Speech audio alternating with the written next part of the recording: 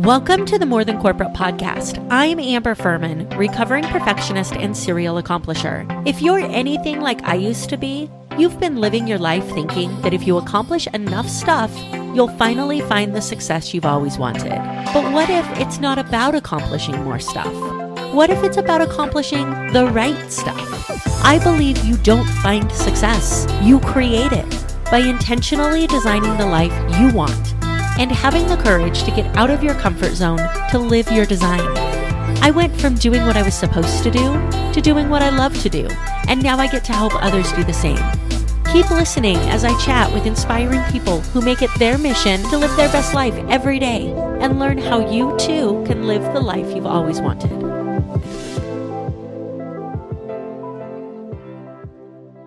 Welcome back to the More Than Corporate podcast. I cannot put into words how excited I am for the guest that we have today.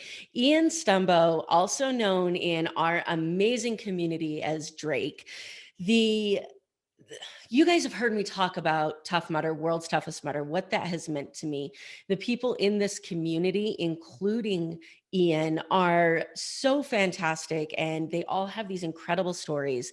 And I'm super excited for you to hear his background through construction, through management, into what's going on in his life now, how World's Toughest Mudder and the obstacle course racing community has helped in his confidence, in his growth, in his belief in himself. It is going to be a fantastic episode filled with so many nuggets that you can take into your life. Before we bring him on the show, I just wanted to take a second to remind you that this episode is brought to you by Success Development Solutions and the Design Your Life Mastermind. If you are ready to finally design the blueprint for the life that you want to have, surround yourself with the people who can help you execute that and gain the tools in your toolbox to make that possible. Click the Calendly link underneath in the show notes so that we can jump on a call and start letting you live the life that you have always wanted. With that being said, Ian, how are you doing today? I'm doing great, Amber. How are you? I'm amazing. Thank you so much for coming on the show with me. This My pleasure. has been a little bit in the making. We talked about this a while back, and I think it's been just finding the universe finding the right time for both of us, right? Absolutely. Yeah, I feel this is the perfect time for this. I'm excited. So let's get to know you just a little bit. Where are you from? So I'm from, I was born in Ventura, California. But when I was 2, my parents got this crazy idea to run a bee farm in northern British Columbia. We lived there for 7 years.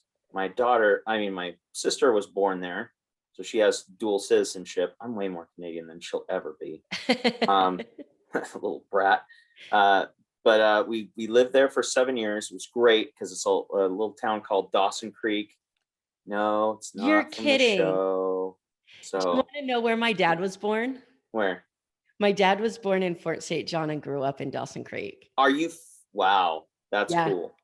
That's cool because I'll never forget that that the Peace River goes right. You got to cross the Peace River to get into Fort St. John. Yes. And that is a huge river. It's always running, as opposed to, California or a lot of other places around here. It's just, everything's just dry. So, I am never amazed, or I'm always amazed when I do these shows at how small the world is. Yes. It's insane. Have you been up there? I have. I've been up to, so a lot of my family still lives in Calgary, and then they still live across. Oh, wow. Yeah, gorgeous in Calgary. And then they still live in Prince Rupert in British Columbia. Yeah. So there are some that live on the there. Coast. Yeah. That's a little teeny town in the middle. There's nothing there. Well, that's there's cool. A couple people. Yeah.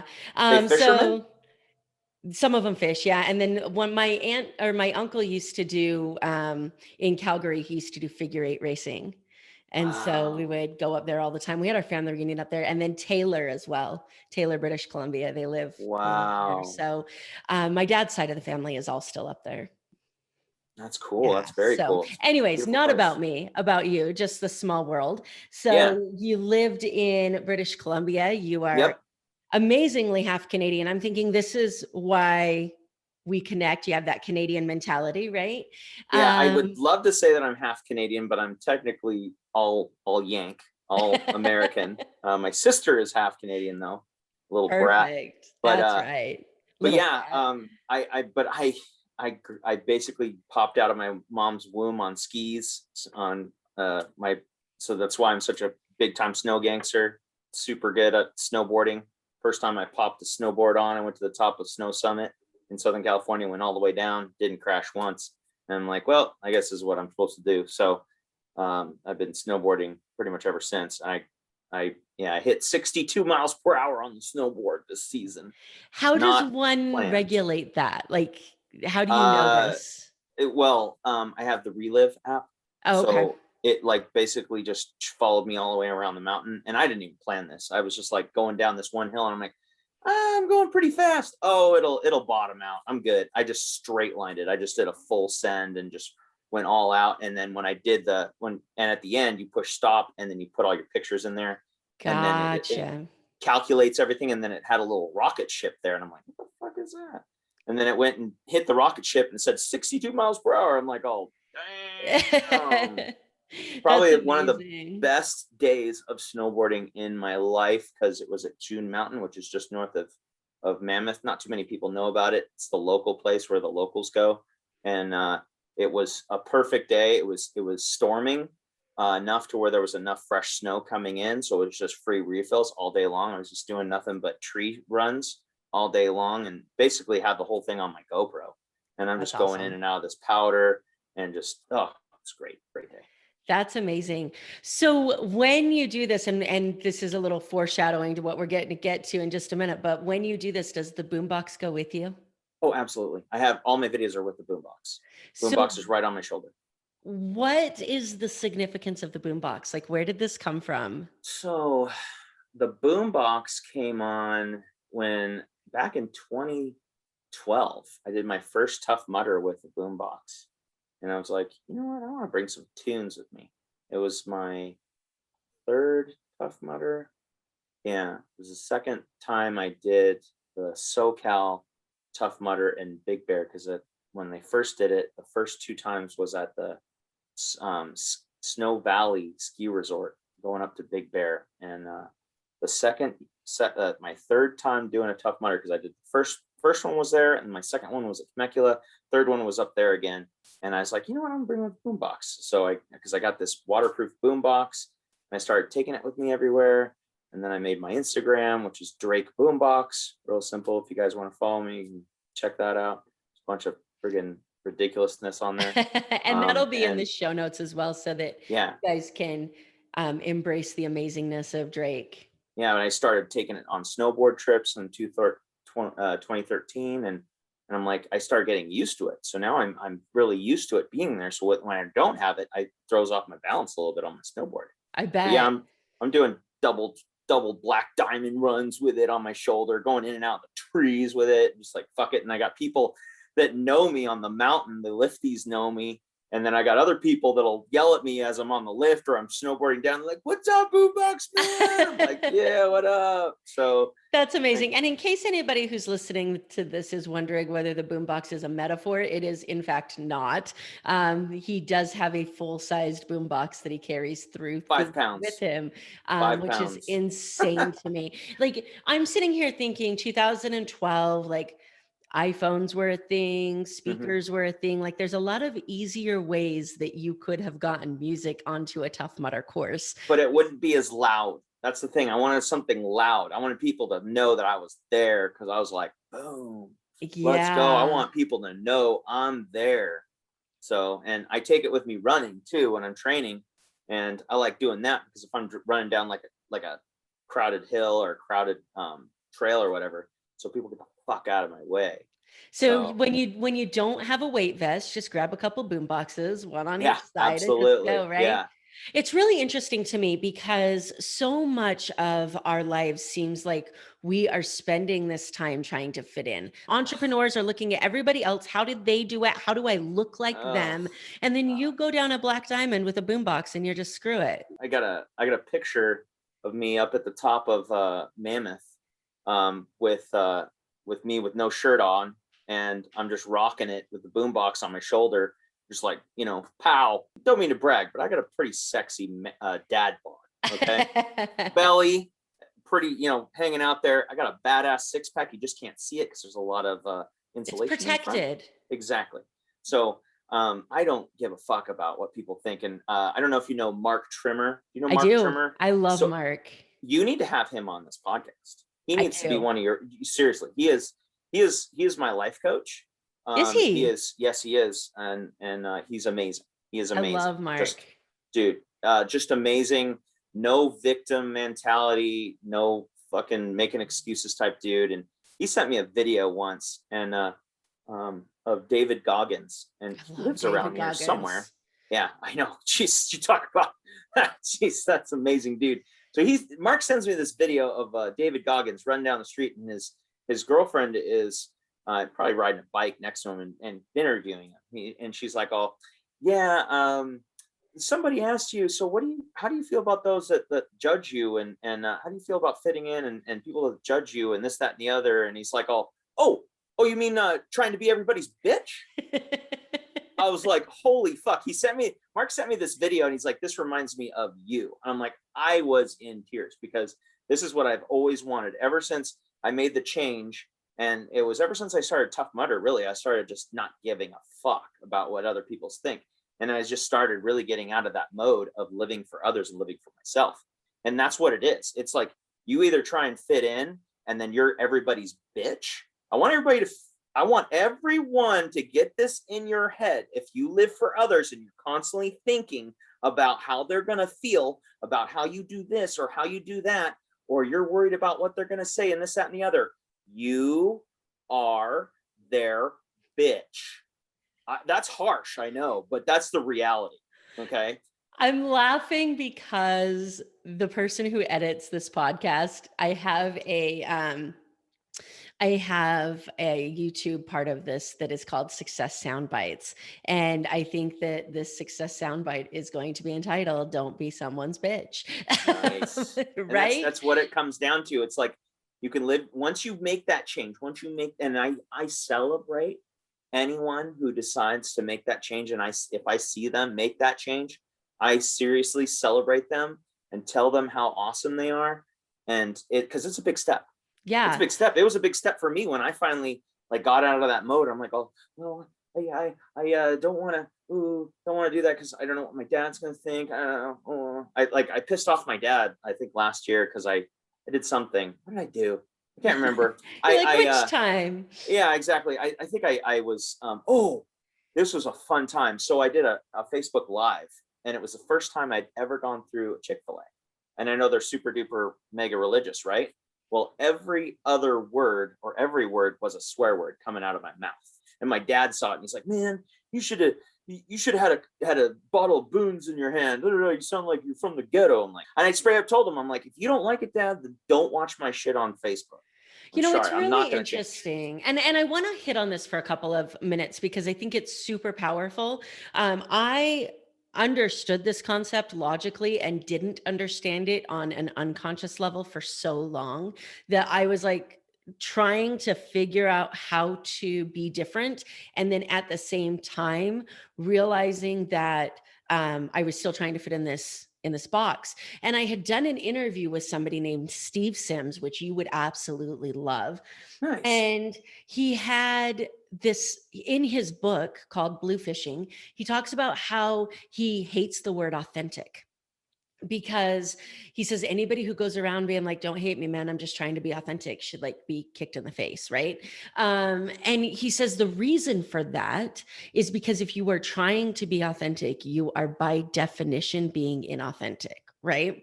Authenticity is something that you are. You're trying to conform. Yeah, exactly. And so I spent so much time, and I know that there's somebody out there listening to this that is in that place that you and I both used to be. I spent so much time trying to be different, and it's not different that you need to be. It's yourself, and that is going to set you apart in and of itself. It's not how do I make myself different? It's just what do I want to do? And then go fucking do it. Yeah. Yeah, exactly. So for you had mentioned that there was this spot where it started to shift for you. What was it during your career? Was it during your college or your education? What was the point in time where you started to say, dude, this isn't my life? Because I know I woke up at one point It's like, I don't know whose life I'm living. Like when you Yeah, were saying I'm living for somebody else, what was that? What was that time like for you? it was probably right at the tail end of my World of Warcraft, World of War crack addiction. I was like heavy addicted into that stupid game from when it came in 2004. Before that, I was on friggin' Star Wars Galaxies. So really, my online addiction started in 2003 and went all the way to 2009. And then at the end of that, I was like kind of redesigning myself, reinventing myself in a way. I was, because at the time when I was doing the World of Warcraft thing, I was still working, but I was also doing like 12-hour, I was still work like on the computer and my game like 10 to 12 hours a day. And on the weekend, it was like 20 hours a day. It was ridiculous. Just, you're doing the grind, you're trying to keep up with your guild mates and this, that, and the other. I'm not going to go into that anymore. Just don't do that. It's bad. So since I got out of that and I started getting outside and like, whoa, the light, getting out of the house and starting to get into like more physical activities, starting to get back to my doing what I was doing when I was a teenager, because I did a bunch of triathlons and riding the bike and this, that, and the other, and got a spin class and beat the fuck out of people and enjoy the fuck out of it. It was great. Those are good days. And then fucking 24-hour fitness got way too corporate. And so I had to get out of there, had to bail out, but and started doing some bike rides, and just enjoying the hell out of being outside, really. And then started getting into Tough Mudders. I'll never forget it. My friend John and Ivan, who don't even do them anymore. They went and we got the Hammer Fist Warmongers together, and we did this whole we did the Tough Mudder together, and it was pretty cool. It was snowing on us at the end of the day in Southern California. It does snow, of course, at the end so of May. Fuck. before we dig into this, because I'm so excited to hear about your introduction to Tough Mudder, and I know how I describe Tough Mudder, but for anybody out there who has no idea what we're talking about, how do you describe this? So Tough Mudder was this animalistic, like just getting back to your barbaric roots. So everybody's got it, getting into that caveman, like roar, like just getting out there, getting dirty, going up obstacles, helping people, really getting into the culture, really digging it. And it was just totally different. I remember when we were training for it for the first one, it was like, whoa, this is so crazy, man. Are we going to survive? Whatever. And, sure enough, magically, hey, look at that. We survived. But Tough Mudder, not to downplay Tough Mudder, but Tough Mudder was really the stepping stone, because the thing that really transformed me, and this, is Worlds. And yeah. I'm usually wearing a Worlds headband at all times. And I'm not wearing one because I just jumped out of the shower. Feel like I'm I know displeasing the world's toughest mudder gods. But that was the life-changing event for me. So and just going into that, I had met several different people on my Tough Mudder journey, and it was amazing. Don't get me wrong, the community was great, but nothing, in my opinion, can compare to the relationships, the bonds, and the friendships and the camaraderie and the just the family and cohesion that we have in Worlds. Yeah, just because for you're sure. out there suffering. And the best way I can describe it to people is it is the closest thing that you're going to get, one of the closest things you're ever going to get to being in a squad with 4 or 5 other people, and you're literally fighting tooth and nail to get to an objective, and that bond that you have. Yeah, and that's what you do out there. And you're all on your own at the same time, which is so interesting. Exactly. So for anybody, you are, but you're not. Yeah, exactly. So for those of you who are listening, think of a mud run, add some obstacles into it, add some electricity, some height, some water, some ice, and 10 miles. You have, I think, 25 obstacles is normal on a Tough Mudder course. Now cut that in half, 5 miles, 25 obstacles in 5 miles, and run that for 24 hours without stopping. And that's world's toughest mudder. And Yeah. it's insane because I've done it once and it changed my life. And I'm on the fence on whether I'm going to do it again. For you, you've done it how many times? So I've done it 5 times on the regular course. So that's 4 times in Vegas because I did all four Vegas runs. And then I did it once. I skipped 2019 because my brother-in-law was getting married and I couldn't get out of it. So, which I was in Virginia at the time. You guys were down there suffering. I don't know if you were there, but people were I was suffering down not. in Atlanta, like suffering. Like it was warmer in Virginia than it was Yeah, in it was Atlanta. so cold. We I was were like, watching holy fuck. videos of people that were down at the World's Toughest Mudder in Georgia, and everybody had been making jokes all year long about how warm it was going to be down Hotlanta. there. And Hashtag then Hotlanta. they were drawing pictures in the ice on the obstacles, which Yeah. was Yeah. insane. Yeah. So I did, and then I did it 1 year in Atlanta, the last year in Atlanta, which was a good experience because it was just different because I'd been running in the desert in Las Vegas, which was just, not really muddy, more rocky. And in Hotlanta, it was just this mud, this really fucking cakey mud that I wasn't used to.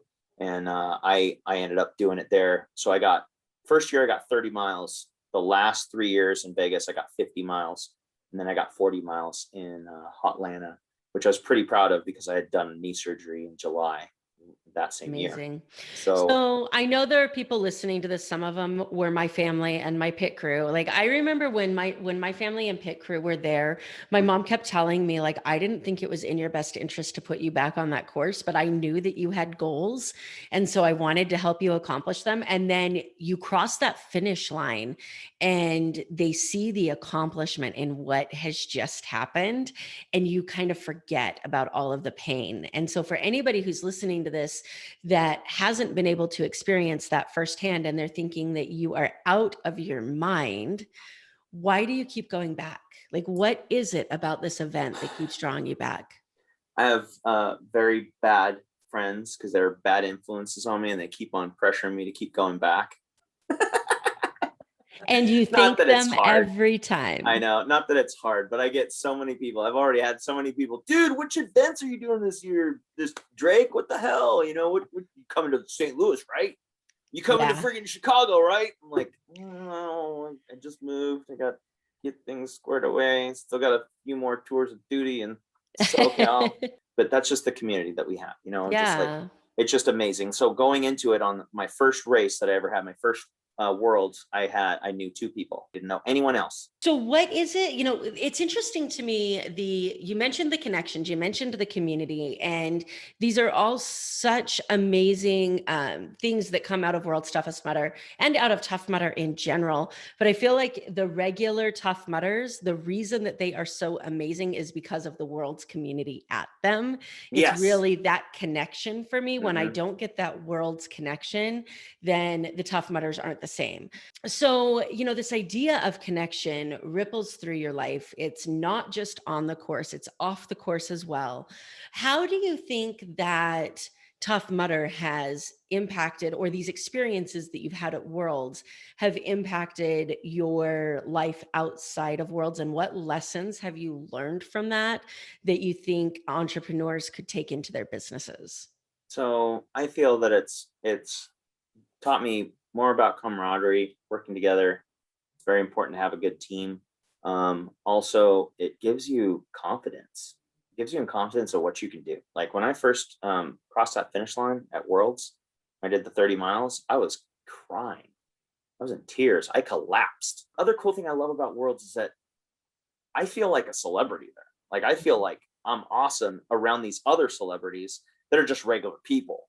Like it's not like that we do massive amounts of laps or whatever. Like a great example, Matthew Lowe. He's not known to do a bunch of fucking laps. The guy is amazing.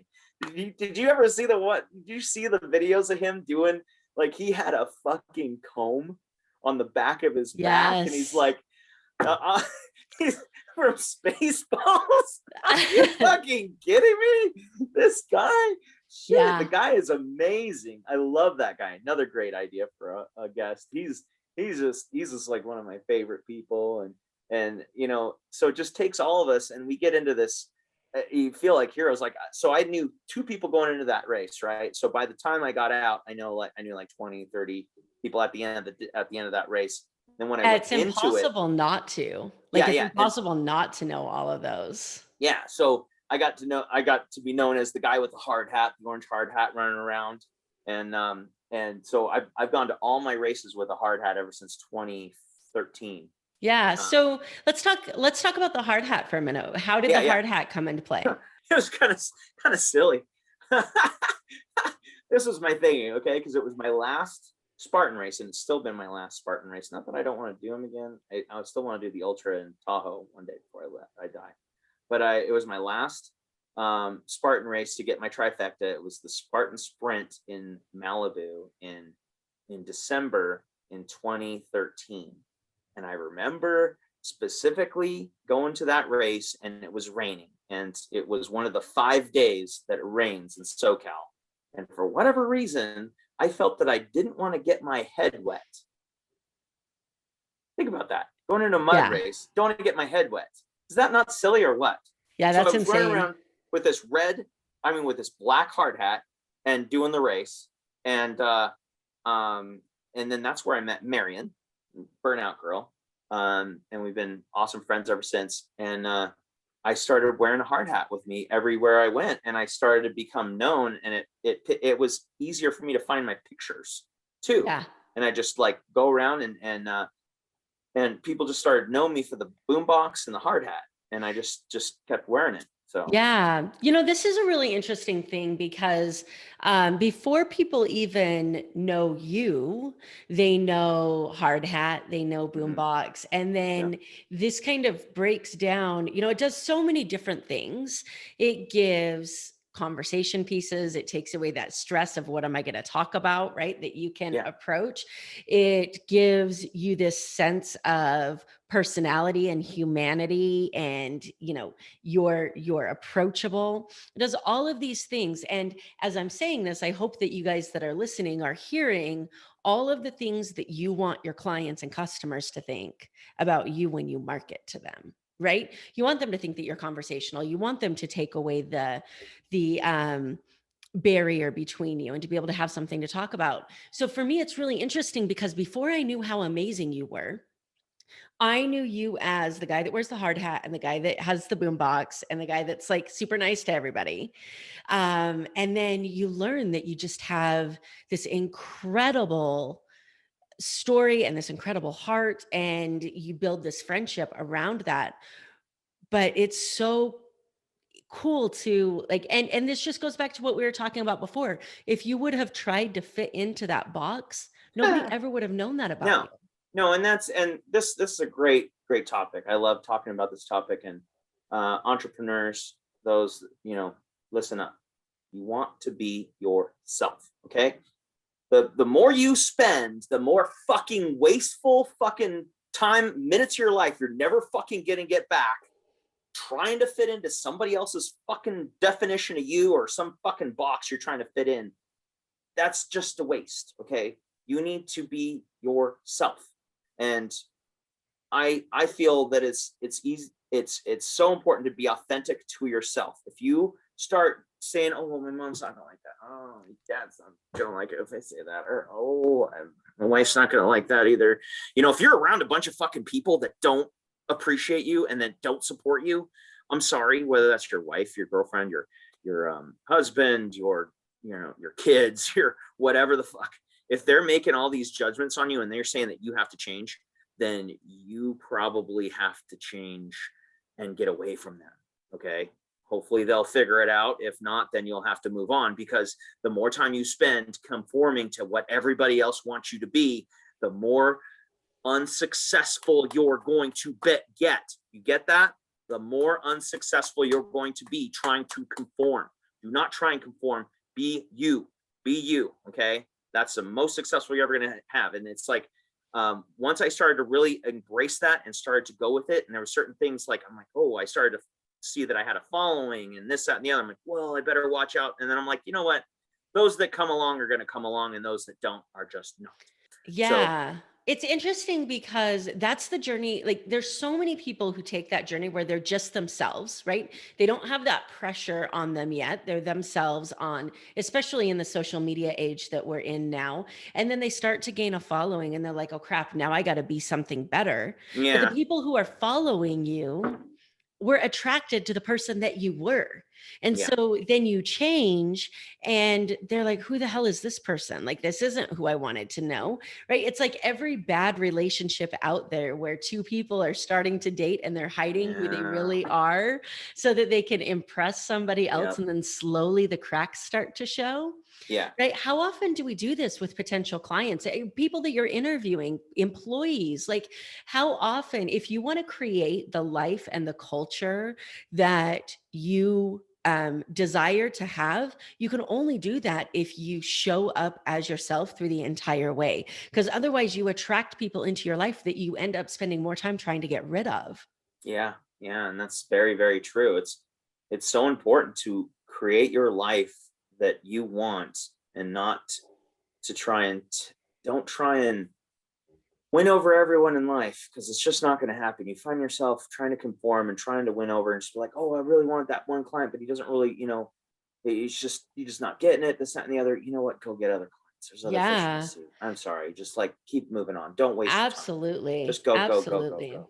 So for you, how did you make your way into the construction space? Was this always the place that you wanted to go, or how No, did this happen? no. So those that are in Southern California and that are my age, I'm 43, will remember a little thing called the grocery strike back in 2003. At the time, I was a grocery worker and had attempted to do college. And I'm like, this just isn't for me. So I just went back to being a grocery worker, and I was content at making 50K a year, working 6 days a week, and always working Sundays because I got time and a half, never taking any time off, and just banking my vacation, my 2 week. I was like I can't 26 math. or something. I Yeah, can't math math is either. hard. All right, so Um, you're in the grocery yeah, business. and then it crashes because the strike happens. Grocery workers wanted more wages and more benefits, and Walmart. This is the time when Walmart was really starting to move into the space. So the day that happened, I'm like, shit, I gotta go to work. I gotta keep working. So instead of going to the strike line, getting some pittance for a little money to strike, I went straight to being a carpenter's apprentice. I would be the guy, the annoying guy that would know how to build the shit that we're needing to build. You put a hammer in my hand, shit wouldn't get built right, but I could tell people how to build it. And because I knew that, they're like, you should go for this other job. This is a carpenter's apprentice job, potentially for a potential to go into a assistant superintendent job. And this was less than a year of me doing being an being a carpenter's apprentice, mind you. And I've never done construction before this. And then I went and interviewed, and then they ended up bringing me on a few months later when the project set off. So, which was convenient because I had gotten laid off. I got an offer in that June of 2005 for 50K at the time, for somebody that wasn't in college. I didn't do college. I didn't have all this experience, had nothing. That was extremely generous. And they Mhm. gave me 2 weeks off right off the bat. So that was pretty cool. That's And awesome. now I'm making more than 3 times that. So it's just those stepping stones. And I love that you ask and get to know people's stories, because it's so important. I didn't realize how powerful my story was until 2012. When you look back at the network marketing journey, what do you think the biggest lesson you took from that was? Not expectations. Had high expectations. Make sure that you have realistic expectations. Make sure to understand exactly what you're getting into. Make sure that you know your self-worth, and understanding how to network and talk to people. And that was what kicked off my self-development journey, Yeah. to where I really started taking control and taking ownership of my life, and stop being a victim, and stop being such a black cloud. Believe it or not, and I tell people this story all the time, those that haven't seen me in years and that knew me from back then, I would complain about everything. And now I don't, I do my best not to even bring that kind of stuff up. I look at it as a challenge instead of a downfall. All these things that were just like, oh my God, my car tire blew out, or my car is broken. I'm like, oh, okay, this is cool. I wonder who I'm going to meet, or what kind of challenges it's going to bring up, and what I'm going to learn from it. Yeah. It's so interesting that you say that. I was having a conversation with David Meltzer. If you're familiar with him, Sounds familiar. he is the sports agent that Jerry Maguire is based on. Nice. And he was talking about that mindset shift for him. And he says, I started asking myself, instead of like, why is this happening to me? The question became like, what have I done to attract this into my life? Right. And so when you're talking about like a flat tire, like that shit just happens. But then Yeah. when you wake up one day and you realize that you're surrounded by negative people, that you don't have the life that you want to have, that your relationships aren't the way that you want them to be, personally or professionally. And you could sit back and say, man, my life sucks. Like, why does my life suck so much? Or you can start asking yourself, like, what did I do to attract this into my life? And Absolutely. what am I supposed to learn from it? And how do I make these shifts? And I think that's one of the most powerful parts of your story, is that you've done that, and you've done it all while continuing to put your head down and move forward in your career. Because I think it's so common, and this is what I deal with so much. It's so common for people to say, oh my gosh, I'm unhappy, I need a clean slate, right? Yeah. I gotta go. Everything's making me unhappy. And sometimes it goes in spurts. So it's like, oh, my job makes me unhappy. Let's scratch that. And then you realize that you're still miserable. It must be my relationship. Let's scratch that and go somewhere else. Maybe it's the place I live. Let's scratch that and go somewhere else. Yeah. And it's so dangerous. And for It is. you've been able to really turn this around piece by piece without wiping the slate clean. I like you that you brought that up, making the changes, but not making the wrong ones, and not just thinking that's going to be a Band-Aid. Because a lot of people make these changes. Like, I forever wanted to move from California, thinking that was going to like basically solve all my problems. I've been wanting to move ever since 2006, when we were trying to move to, 2002, we were trying to move to Northern Nevada at the time. And then I got really addicted to Bend, Oregon, and in 2012, finally went out there in 2015, loved it. I'm just like, wow. But the thing is that I can't work online all the time. So like yesterday, I was able to work it out to where I worked remotely, and I can do that to a certain extent, but I'm a construction superintendent. I have to be on site, have to be coordinating with people. My whole day is just putting out fires and taking care of problems in the field. Cannot do that remotely, cannot be done. Yeah. So, I was always like, oh, well, I just need to move here. And then, well, okay, what's construction job market like in Bend, Oregon as a superintendent? They got construction going on, but not a lot of superintendent jobs, and like, what about the work? Is there going to be sustainable work? Well, it's not that big. It's only 200,000 people live in the whole valley there. So that's not sustainable. So I'd have to travel. So that's not good. And then we started looking at Idaho and did a whole trip up there, which was amazing. Idaho's great. Same problem. I don't have an office up there. I'd be looking at at least a 33% pay cut. It's like, no, don't want to do that. California has done so much for me. I mean, as much trash as I've talked about California, it wasn't until this past year with the pandemic and just everything just going downhill so fast. I just, was like, okay, honey, we got to think of other places to go. And finally had to make that jump, just felt that it had to happen safety wise and just saving money and all that stuff. And finally said, well, what about Vegas? Because possibility. So it's a big thing for you guys. If you're going to make those big shifts in your life, or need a new job, or need a new place, that is sometimes the best thing for you. absolutely, but do it smart. You don't want to Yeah. move and then burn all your bridges and then you're done, like, it's a very, very challenging thing to find yourself somewhere and then you're like, oh my gosh, was this the right move? Yeah, So, for sure. and So when you are thinking about making those moves, because we all do them every single day as we're improving, what is the process that you go through to be able to keep yourself in check so that you're not making unnecessary moves that are going to actually set you backwards? um, well, it's a trial and error thing because I find myself saying, well, just constantly checking and taking an inventory of what I've done before, what I've haven't done. A lot of things that I haven't done, I'll try and see if it works. And if it doesn't work, just take stock of it. It was always good to try new things with everything, with life, with relationships, with your relationship.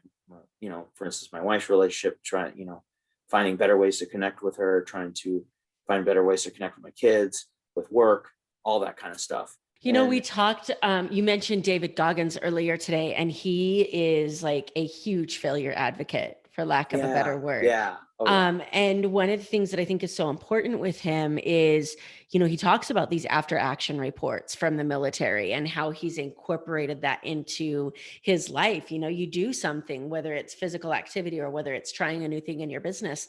Like, yes, failure is a part of the process. And it's only a part of the process if you find out what worked, what didn't, and you learn from it and you move on. But you have to have that failure in order to make that happen. And so many people don't want to experience that. exactly. They think about the pain, think about the suffering, and they just give up on it. Like, um, you know, doing my whole move, that was huge, and just finally making that step, which uh, was a huge, huge, huge decision. And I knew there was going to be pain with it, and there still is. It's still a challenge because I haven't gotten my transfer yet and don't know when that's going to happen. So I have to drive back and forth to SoCal every week. Um, but it's like we make those sacrifices in our life because we know it's going to be better. The wife's better off here. My daughter's better off here. Son's better off here, even though he doesn't believe it. Um, and it's just much, much better all around for the family because they don't have to drive. They don't have to do nothing because my wife now works from home. She Yeah. told her to do friggin' 2 years ago because she hates going into the office. She's like, she's so funny because she's not one of those socialite ladies. She doesn't like interacting with a bunch of these girls and talking about the gossip and the bullshit and all that stuff. And she's always complained about it.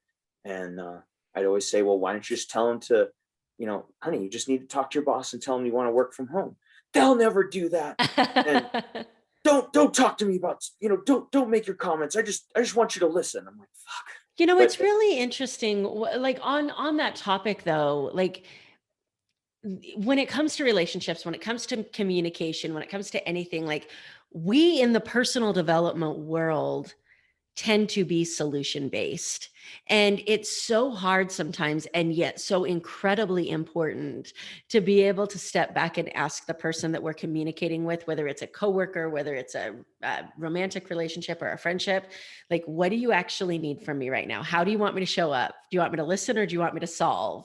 Because there's a video that I posted in my Facebook community recently. It's not about the nail. Did you see that video? no, I did not. Oh my gosh. So I will send you this video. It's hilarious. And for all of you listening who haven't seen it, head over to the Success Center community and check out the video. But this girl literally has a nail stuck in her head. And she's talking to her boyfriend or husband, whichever relationship he is. And she's talking about this massive headache that she has. And he says, I think what we need to do is get the nail out of your head. And she says, you're always trying to fix stuff. It's not about the nail. And he's like, Yeah. well, I think it might be a little bit about the nail. Like, I think if we took the nail out of your head would stop hurting.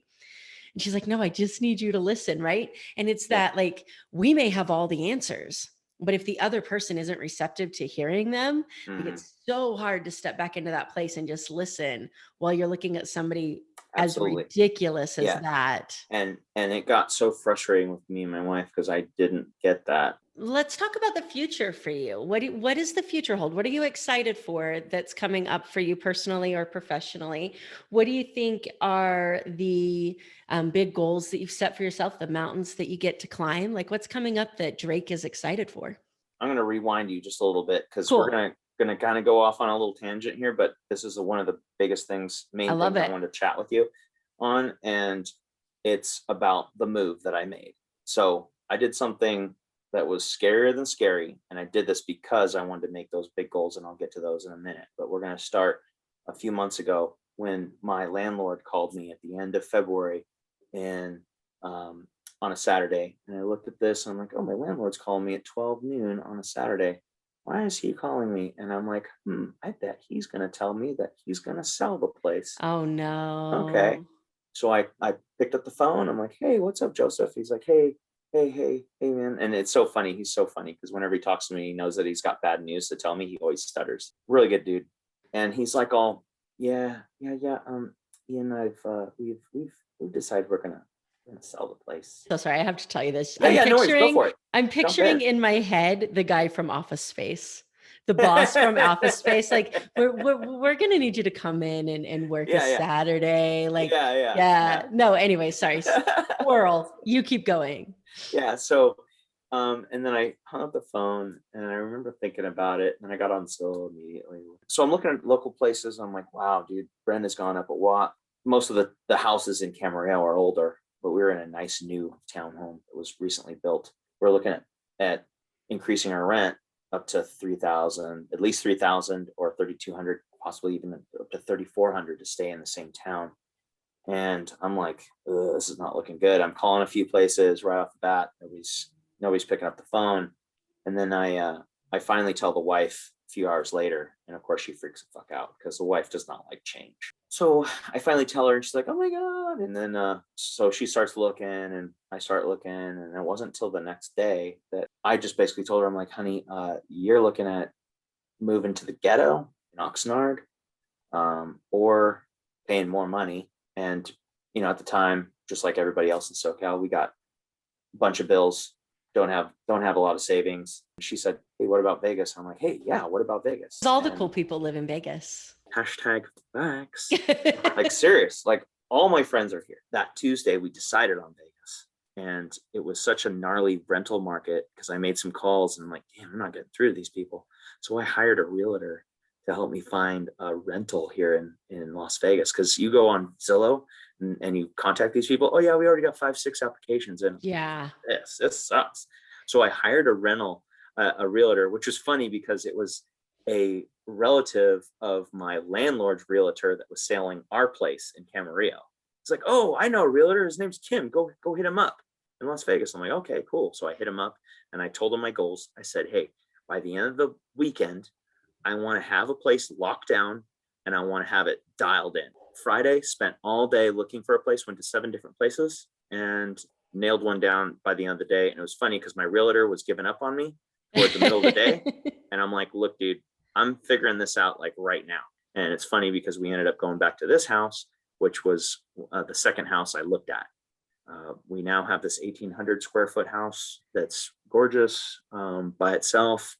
Not a condo, this quiet cul-de-sac, and just awesome. So we ended up getting that house on that Friday, sent in the application, got that application approved on Monday, put the deposit down on Monday, and then 2 weeks from that Monday, which was the 16th of March, we were moved into the new place. That's how fast this happened. And another sign, and I'm texting people this picture of ships burned. I'm sure you've seen it, because if you're in self-development and all that, you've seen this picture.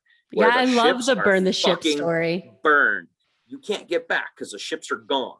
And then when I did tell my boss, at first he was receptive to the idea, but then he talked to me like a week later and came out and physically talked to me and basically was like just being a fucking dick. My boss basically said, oh, well, you should just resign. your family's out there. You should just resign. Their office is super slow. So you're not going to get that transfer anytime soon. It's not going to happen. He was just saying, oh, it's just not going to happen. He was just being a dick. And the reason why he was being a dick was because he was frustrated. And he's one of those bosses that like, if he gets frustrated or whatever, he likes to take it out on the team, on his team. Yeah. It's just the way he is. But it was what I wanted, what I needed to hear at the time. Because the thing is that nothing in this life is guaranteed. And I was making such a big move that, I may join this team out here and may not like it, because they may be more aggressive. They may even be more assholes than he is. Am I going to like that? And I, all the while I've been, thinking about building my pirate ship. Like you got multiple pirate ships. You got a whole fucking fleet. So I'm working on getting my first pirate ship going. And I need to work harder on that. So that conversation got the thing in my head. I'm like, look, dude, you need to fucking figure out a way to get out of this and into something that's way better, working for yourself, being the boss of your own life. And, just like what you're saying in the beginning here, where it's like, how do you see yourself in the future and what are your goals? And, how do you want to live your life? What does success mean for you? My mastermind is called the Design Your Life Mastermind. We talked about this a little bit before we hit record, and I called it the Design Your Life Mastermind because I believe that we need a blueprint for our lives. And it's really interesting because you deal with blueprints every single day. Yeah. This is what you do in your career, and the challenges that come across with having something that's just looks good on paper and isn't working out the way that you want it to work out in real life, and adjusting to that and how that all works. So when you take what you know from the construction industry and you translate it into the personal development world, what is a key piece of tactical advice you can give someone for how to design a blueprint for their life that they can follow? Well, I think that the first thing is that understanding not to be a victim, not to dwell on the past, understanding what you really want, really be authentic with yourself, being real with yourself. Like, what do you want? Don't conform to others. Have those real world goals. Understand there's going to be failure along the way. Just focus on going forward. And just like at Worlds, like we tell everyone, it's not about how fast you go. It's that you keep going. Just lift your fucking foot up, put it in front of the other fucking one. Just boat. And there are times like, man, so my Worlds that I ran, my third lap took me 5 hours to run 5 miles. And like my mom was in the medical tent, like, did she like fall down somewhere, right? And I had to take almost all of the penalty laps on that lap because my grip strength gave out, and it was like, and so it really was like 7 miles, because that was the year that they had like 2 miles of penalty laps. And I remember like that same mentality of like, I don't turn around, you only walk one way. Like once you start, like turning around's not an option. And so that idea of it doesn't matter how fast you get there, like that is a true statement. Like I was slow as fuck, and I still took so much from that event. I tell people all the time that like I hadn't had my cataract surgery yet, so I didn't have my contacts in. I couldn't really see anybody. It was night. Like it really was not the recipe for a safe race.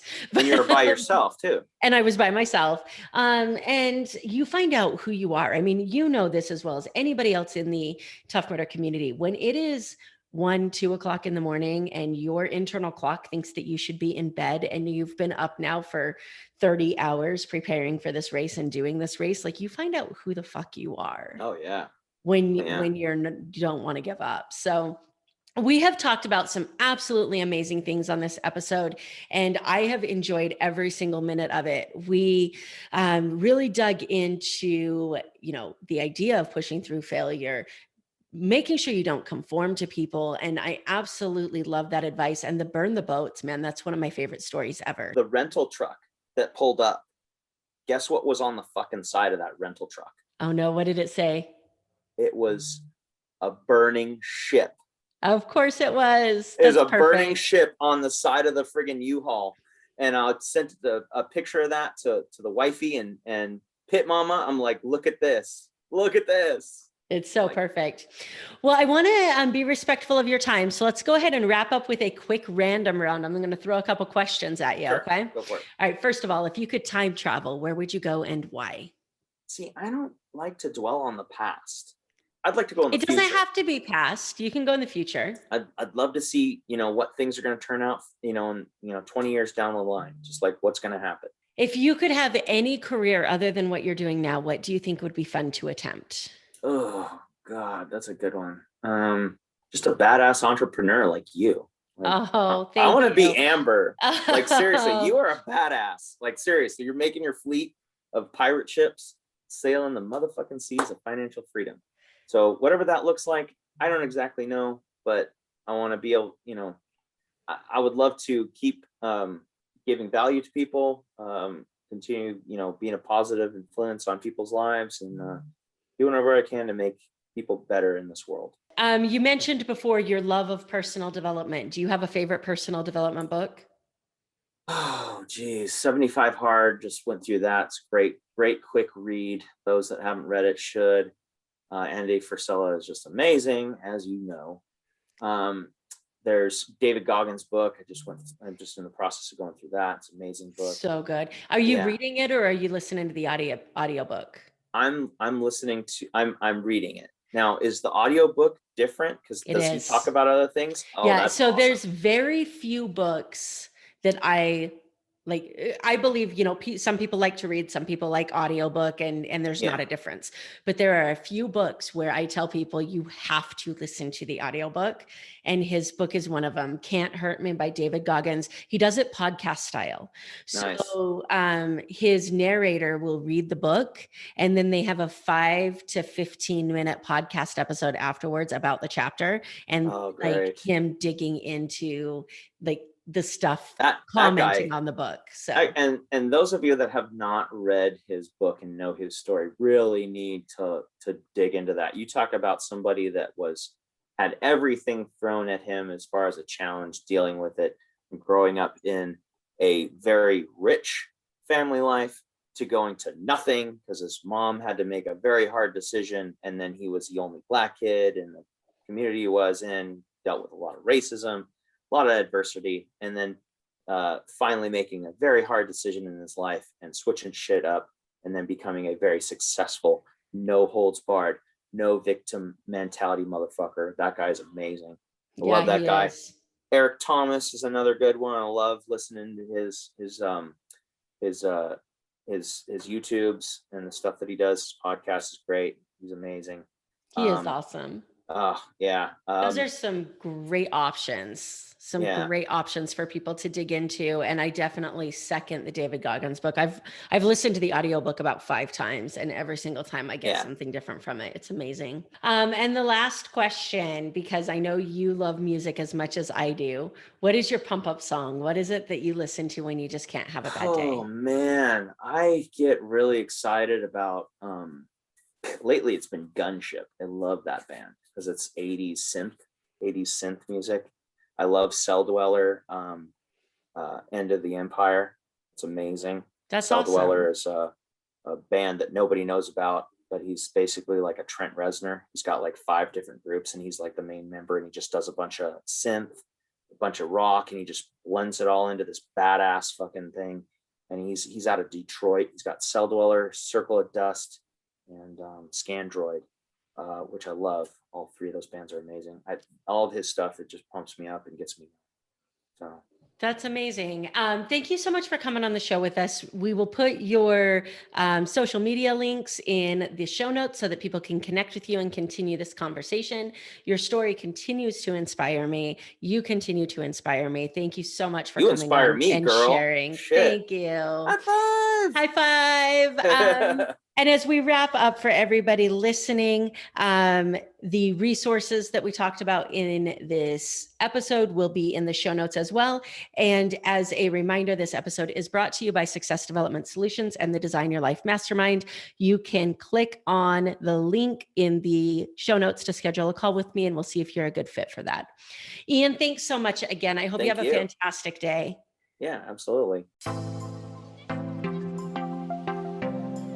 Thank you so much for listening to this episode of the More Than Corporate podcast. If anything that was said during this episode resonated with you or provided value in any way, it would mean the world to me if you would head over to iTunes and leave a rating and review for the More Than Corporate podcast. Thank you so much for taking the time to do that. I'm really looking forward to connecting with you. If you'd also like to connect, I've created a Facebook group that is full of amazing people who also make it their mission to live their best life every single day. If that sounds like something that you're interested in, the name of that Facebook group is Success Center. Head over there, request to join, and I look forward to connecting with you soon.